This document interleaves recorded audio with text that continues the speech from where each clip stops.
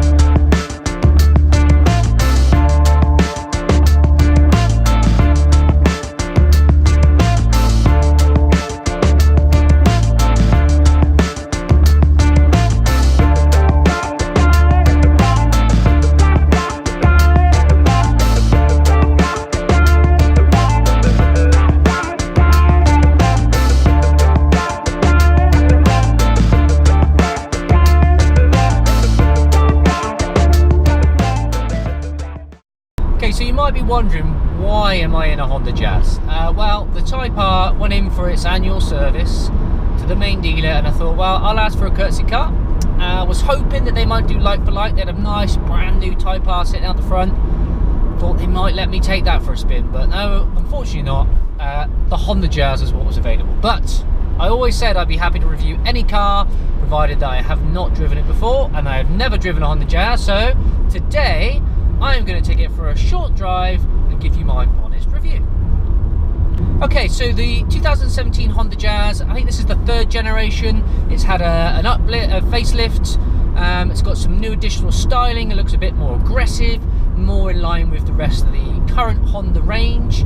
And I quite like the colour combination on this particular model, which is the blue with black accents. And yeah, if I was forced to go out and buy a car like this, I'd probably go for this colour combination. Now this exact model is the EX, so this is the second from highest spec version. The highest spec is the EX Navi, which comes with the Garmin sat-nav and rear view camera as well. And in terms of the whole range, they start at just over 13,500 and they go all the way up to just under £18,000, which I think is quite a lot of money for a car like this, but that's just me. And that's not with all the options on it either. Now, in terms of engine choice, there are only two combinations. They are both 1.3 litre petrol engines using the latest VTEC technology, either with a manual or automatic transmission like this one. Now, the automatic transmission is probably the saving grace because it has 7 speeds, so when you are on the motorway, that extra gear helps take some of the strain off of that small engine. And the gearing is okay. It's not the best gearbox in the world, but it does come with these flappy paddles, so if you really want to try and have a bit of fun, you can, but it's not the best. I mean, who's going to actually use those? I have no idea. But it does come with sport mode, so let's go into sport, and that gives me complete manual control over the gearbox.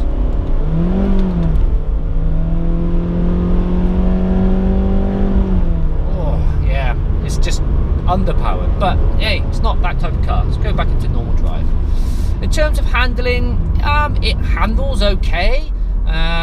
You know, I don't have the confidence to throw it into corners like I do the Type R, but you know, in terms of that, the suspension setup's alright. But what I absolutely hate is this steering wheel. Whatever material they've used, it's so slippery and it's so thin to hold on to, but it's so slippery. It's like trying to wrestle an eel. I don't understand what they've done to it. I would say it's on the verge of being dangerous. So that is something to definitely consider if you are looking at a Honda Jazz as a purchase. This is not good, not good. Now, in terms of standard specification, all of them come with auto start-stop, auto wipers, auto lights, lane assistance to give you a warning if you're veering in and out of lanes, hill start assist, Bluetooth, and this infotainment system. Now as you go up the range you get additional features, and the top of the range, as I said, comes with the Garmin sat nav and rear view camera as well.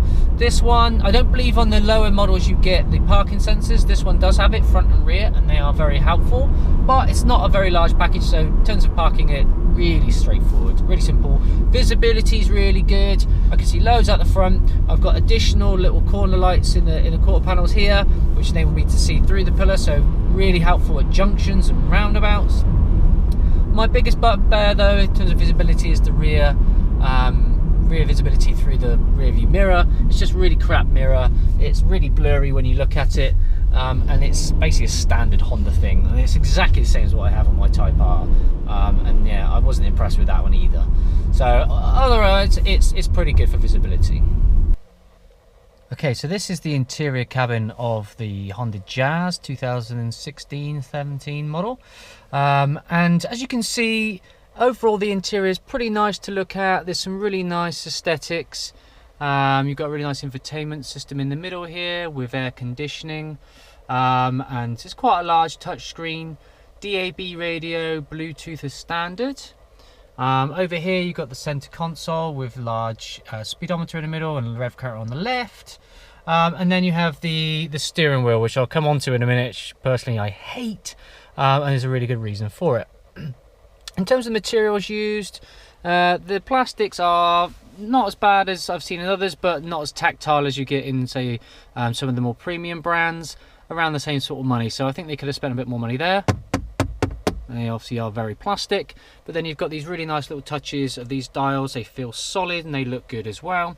Another little flashes of aluminium effect here, which also gives it a nice look.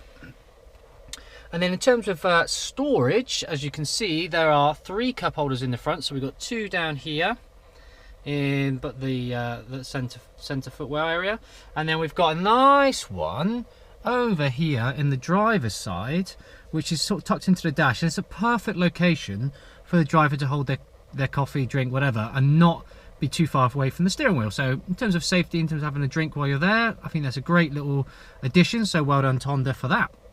And then in terms of the door pockets, as you can see, I've got in here a 750ml bottle of water. Fits perfectly well with some additional storage behind it as well. So plenty of storage, loads of little nooks and crannies, like there's plenty of space down there in the center console.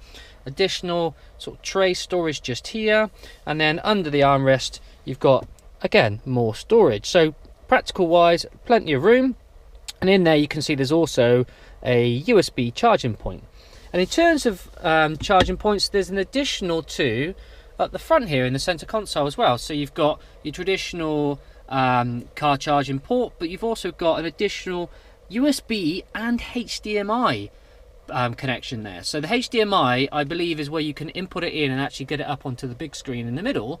So if you've got I guess like a mini DVD player or something, you can maybe put a movie up through there into the screen in the center. Now I don't know that for sure. I've literally only just picked this car up in a very short period of time with it, so I'm assuming that's why they've got a HDMI port just there. And then over in the glove box, nothing really exciting to write home about there. Yeah, it's okay. It's not the biggest in the world, but it does the job. In terms of visibility, yeah, the Honda Jazz is all around pretty good. You don't get too much restrictions from the side pillars here. That nice additional glass window at the front just gives you that extra visibility at the front sides. And at the rear, it's again pretty good, although it's got Honda's traditional crappy rear view mirror, which is a very blurry effect, which is not good on your eyes. It's exactly the same as I've got in my Type R, so no real move on there from Honda. And in terms of the seats, these ones, well, they're horrible to look at. The pattern they've used is the kind of thing that you expect to see on the Underground in London. So if none of you have been to the UK and you haven't been on the Underground and you want to know what the seats look like, well, they're kind of patterns like this, pretty gaudy. And also, I'll be honest, these are not the most comfortable seats in the world. That headrest, where it's angled forward, for me at my height, pushes my head forward. And the only way to stop it from doing that is to drop the seat backwards more, which then gives me a real laid-back driving style, which I'm not a big fan of. So yeah, the seats could be a lot better. I literally drove 1 hour down the road, and I felt that drive. it wasn't something I think I'd want to spend a lot of time in. And in the back you've got traditional 2 plus 1.5 seat situation. You wouldn't really want to sit in the middle seat for too long. You've got ISOFIX points as normal, but what's really clever about these rear seats is they're what Honda call their magic seats, and it gives you an additional flexibility in terms of load bay. So the front part of the seat actually flicks forward to enable you, or up, so you can actually put larger items across the back of the front seats, although the floor is not completely flat, which is something you do get in the Type R. But then also the back seats obviously fold flat down, and the passenger seat will actually go down over the top of them as well, so it gives you the ability to carry longer, more awkward shaped items.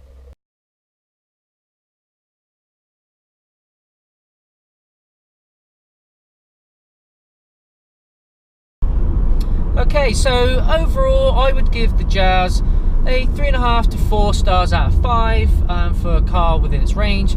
I think if you're looking at going for the top spec at that kind of money, you're better off looking at something like a Fiesta or a Golf. You know, slightly, you know, this is kind of in between those two sizes. I think the Golf would be the most practical choice, looks nicer, and you'll get more premium feel as well to your materials. But overall, I think the Honda Jazz is not a bad buy. Definitely for the size and the practicality with those rear seats is really nice option. So with that, that is the end of my quick review of the 2017 Honda Jazz. If you've liked the video, please hit the like button. If you haven't done so already, hit that subscribe button. And if you've got any comments, any thoughts about the Jazz or anything else, please leave them below and I'll do my best to get back to each of you. Anyway, on that one, I'll see you on the next video. Alright, cheers guys, see you later.